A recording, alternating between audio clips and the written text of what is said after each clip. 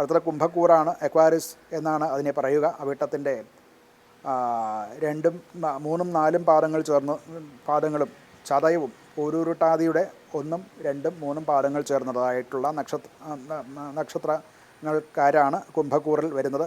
ഇവർക്ക് ഗൃഹസംബന്ധമായിട്ടുള്ള കാര്യങ്ങൾ കൂടുതൽ ശ്രദ്ധ ചെലുത്തേണ്ടതായിട്ട് വരുന്നു എന്നുള്ളത് കൊണ്ട് അവരുടെ മറ്റ് പ്രൊഫഷനിലോ ജോലികളിലോ ഒക്കെ കുറച്ചൊരു ന്യൂനത വരാൻ സാധ്യതയുണ്ട്.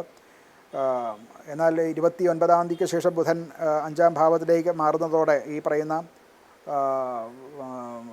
അവരുടെ സൃഷ്ടിപരമായിട്ടുള്ള ക്രിയേറ്റീവായിട്ടുള്ള വർക്കുകൾ അവരുടെ ജോലി സ്ഥലത്തോ അല്ലെങ്കിൽ ബിസിനസ് അല്ലെങ്കിൽ മറ്റേ പ്രൊഫഷൻ മുതലായിട്ടുള്ള കാര്യങ്ങൾ അത് വർദ്ധിക്കും. അതിലൂടെ സന്തോഷം ഉണ്ടാവുകയും ചെയ്യും. പുതിയ ആശയങ്ങൾ ഡെവലപ്പ് ചെയ്യാൻ അത് ക്രിയേറ്റീവായിട്ട് അവതരിപ്പിച്ച് അതിൽ കൂടെ ഒരു പിന്തുണ ഉണ്ടാകാനും ഒക്കെ സാധ്യത കാണുന്നുണ്ട്. ധനപരമായിട്ട് ലാഭം തന്നെയാണ് ഇവർക്കുണ്ടാകുന്നത്. അവർ ചെയ്യുന്ന ജോലിയിൽ നഷ്ടങ്ങൾ ഉണ്ടാകാനുള്ള സാധ്യത ഈ ആഴ്ചയില്ല. കുടുംബ ജീവിതത്തിലും മറ്റ് പ്രയാസങ്ങളൊന്നും ഉണ്ടാവാനുള്ള സാധ്യത കാണുന്നില്ല. കുടുംബാന്തരീക്ഷവും അനുകൂലമായിട്ട് തന്നെയാണ് ഈ ആഴ്ച ഉണ്ടാകുന്നത്.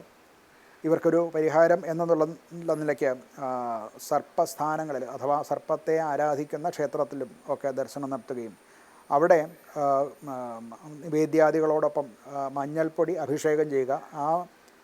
അവിടെ നിന്ന് കിട്ടുന്ന പ്രസാദം മഞ്ഞൾപ്പൊടി ഉപയോഗിക്കുക, നിത്യേന അത് കുറിയിടുക ഒക്കെ ചെയ്യുന്നത് വളരെ നല്ലതാണ്. പായസഹോമം ചെയ്യുന്നതും, അതായത് സർപ്പസൂക്താദികളെ കൊണ്ട് പായസഹോമം ചെയ്യുന്നതും അനുകൂലമായിട്ടുള്ള ഫലം ചെയ്യാൻ നല്ലതാണ്.